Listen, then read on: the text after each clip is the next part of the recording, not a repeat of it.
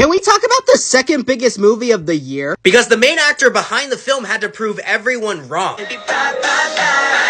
In fact, there was not only a time where it seemed impossible a Deadpool movie would ever get made. They didn't want to make it. It was 11 years I was trying to get them to do a Deadpool movie. And even though it was Ryan Reynolds' biggest dream to play Deadpool, Like a dream come true. the studio never wanted to make the movie and didn't want Ryan Reynolds to be in it. But after years of convincing, the studio finally allowed Ryan Reynolds to play Deadpool as a cameo. They only asked if I would do this as a cameo. Which was actually over 15 years ago in X-Men Origins Wolverine.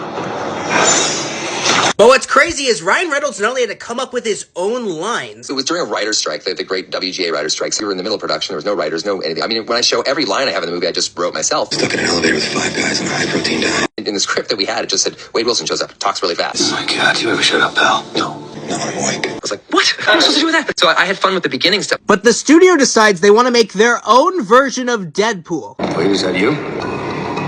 Literally sewing his mouth shut. It's pretty awful when your mouth is sewn up, though. It makes lunch a sad place. So when Ryan tried to tell producers that people wouldn't like this, His mouth was sewn shut. He's got a murk with a mouth, and they sewed his mouth shut. they only had one thing to say. It was sort of like, play Deadpool in this movie, or we'll get someone else to. And I just said, I'll do it, but it's the wrong version. But the studio not only didn't listen, I remember telling one of the studios, I said, you guys people are gonna go nuts over this. And he was like, I know, right? I was like, they're not in a good way. they not only thought people were going to love it, He just said, it'll work, watch. And of course, the movie was very successful. I mean, Hugh Jackman is just such a genius. but it was actually considered